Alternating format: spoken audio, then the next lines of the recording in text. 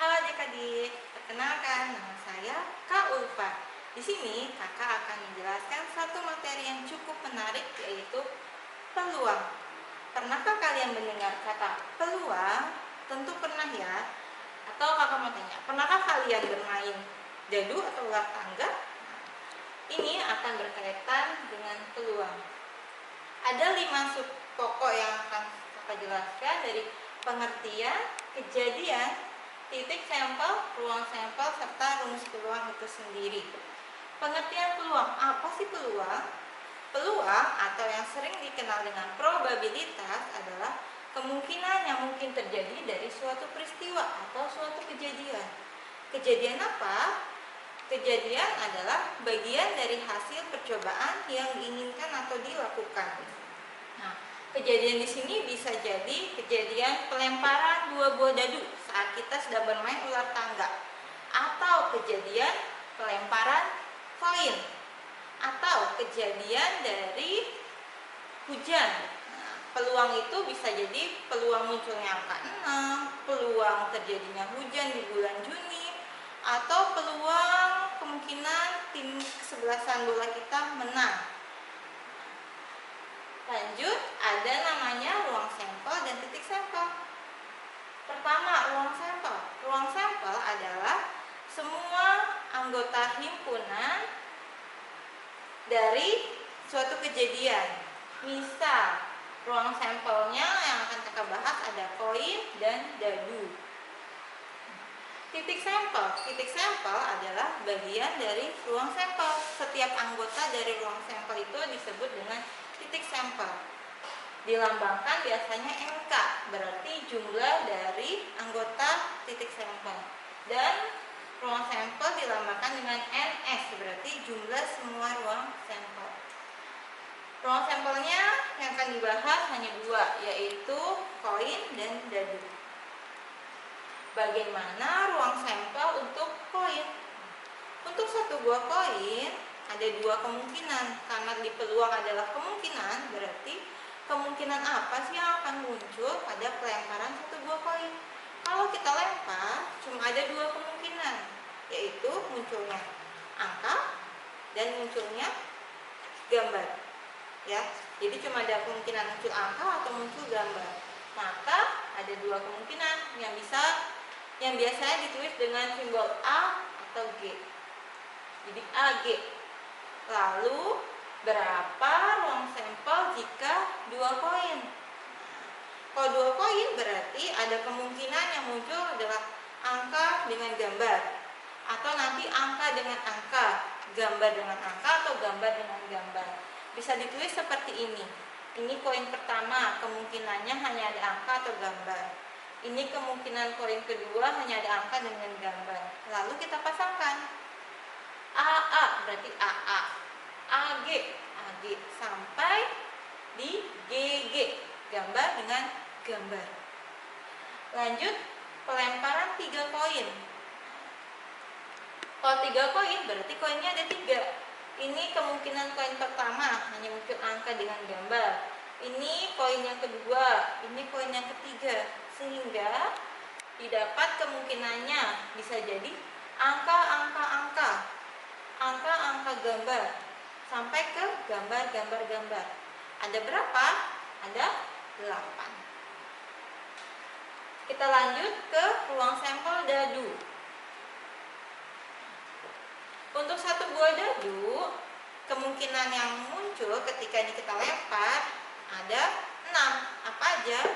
Dadu 1, dadu 2, dadu 3, dadu 4, dadu 5, dan dadu 6. Maka bisa ditulis 1, 2, 3, 4, 5, 6. Bagaimana jika dadunya 2 kalau kita lemparkan?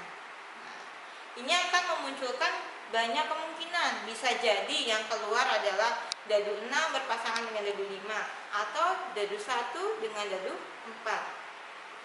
Makanya di sini kakak tulis dengan sistem tabel ya. Kalau tadi koin dengan sistem garpu, ini kakak tulis dengan sistem tabel. Di atas sebagai tabel dadu 1, yang ke bawah sebagai tabel dadu 2. Lalu kita pasangkan masing-masing. 1, 1, 1, 2, 1, 3, 3 sampai dia di 66. Ada berapa jumlahnya? Ada 36. Dari mana? Dari dadu 1 jumlahnya 6, dadu 2 jumlahnya 6, kita kalikan jadi 36. Apakah bisa percobaannya itu pelemparan satu dadu dan satu koin? Tentu bisa. Berarti kemungkinan dadunya kita tulis 1, 2, 3, 4, 5, 6. Lalu kemungkinan muncul di koinnya ada angka, ada gambar. Kemudian kita pasangkan.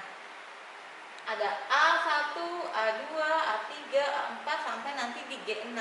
Artinya apa? Artinya kalau A1 berarti angka pada koin dan 1 pada dadu.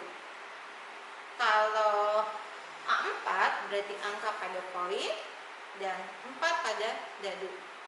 Oke, dari ruang-ruang sampel tadi kita lanjut ke apa sih sebenarnya rumus peluang itu? Nah, rumus peluang itu bisa kita tulis dengan simbol PK, teknik peluang, K ini kejadian, berarti peluang kejadian si K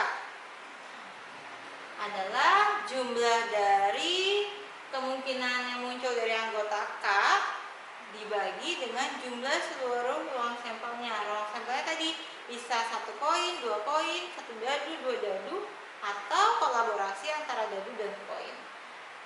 PK sama dengan NK per NS. Ya. Bagaimana diterapkan ke soalnya? Di sini kakak udah punya 5 soal contohnya ya. Kita bahas satu-satu. Dari soal yang pertama, sebuah dadu dilempar sekali. Tentukan peluang munculnya mata dadu genap. Pertama, kita tulis dulu kemungkinannya ya. K dimisalkan sebagai kejadian munculnya mata dadu genap. Ada apa saja? Mata dadu genap berarti kita tahu dong angka 2, 4, dan 6. Jadi jumlah dari NK-nya ada berapa? 1, 2, 3. Karena ini pelemparan satu dadu, maka jumlah ruang sampelnya ada 6. Tadi di sini ada ya 1, 2, 3, 4, 5. Maka peluang kejadian K adalah NK berbanding NS. NK-nya 3, NS-nya 6. Atau bisa kita sederhanakan masing-masing dibagi 3. 3 bagi 3 dapat 1, 6 bagi 3 dapat 2. Maka peluangnya adalah setengah. Peluang dari muncul mata dadu genap adalah setengah. Lanjut ke soal nomor 2. Ini kakak hapus ya. Takut nggak muat.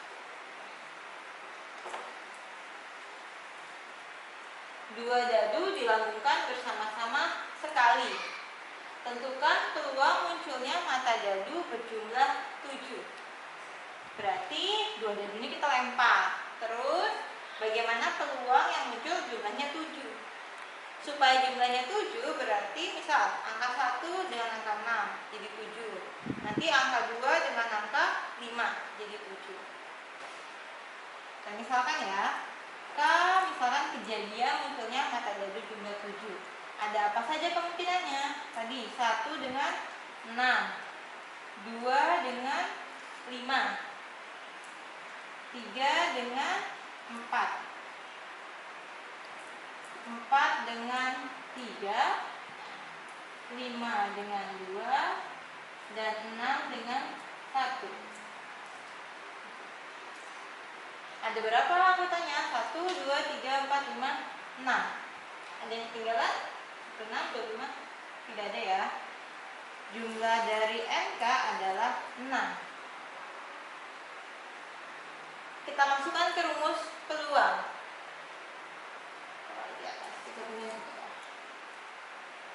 PK sama dengan NK per NS.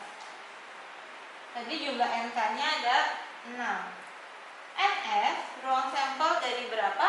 dari 2 dadu. Tadi berapa? Yo, ruang sampel dari 2 dadu ada 36. Bisa kita sederhanakan ya. Sama-sama kita bagi 6. Dapat jadi 1/6. Oke. Kita lanjut ke bahasan soal ketiga.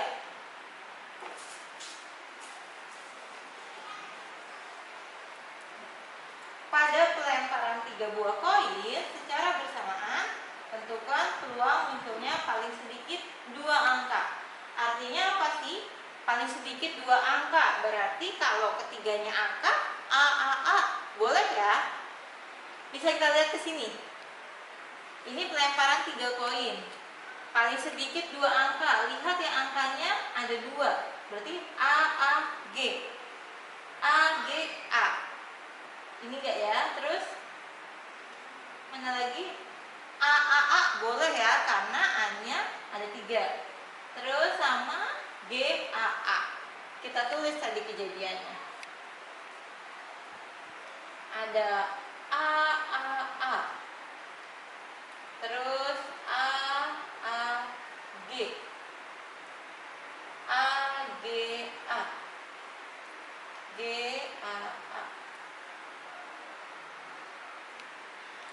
Ada berapa angkanya? Ada 4.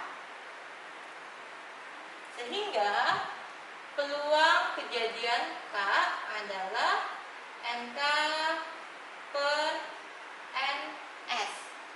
NK-nya 4, NS-nya 3 buah koin, ruang sampelnya ada 8. Bisa kita perkecil lagi ya, sama-sama kita bagi 4. Jadi 1/2. Lalu bagaimana ketika dadunya kita lempar dengan uang? Di soal ini nih. Jika sebuah dadu dan sekeping mata uang dilempar undi 1 kali bersamaan, maka peluang untuk memperoleh gambar pada mata uang dan bilangan prima pada dadu adalah cluenya. Pada uang munculnya gambar, sedangkan pada dadu munculnya bilangan prima. Kita ini ya, misalkan dulu K adalah kejadian munculnya gambar pada uang dan prima pada dadu. Berarti kemungkinan di mata uangnya hanya G ya. Sedangkan prima dadu angka berapa aja? Ada angka 2. Terus gambar dengan angka 3.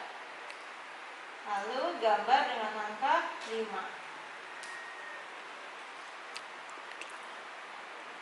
G2, G3, G5 ya. Jumlahnya ada 3. Berarti peluang dari kejadian K adalah NK per NS. NK-nya tadi nih G2, G3, G5 ada 3.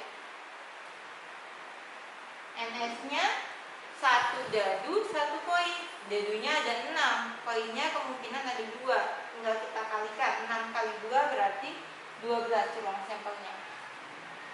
Bisa diperkecil, sama-sama bagi 3, 1/4. Gak salah ya, dadu prima ini 1 bukan merupakan anggota prima. Jadi kita mulai dari 2, 3, dan 5. Demikian penjelasan dari Kak Ulfa. Semoga bermanfaat materinya untuk kalian. Terima kasih, selamat pagi.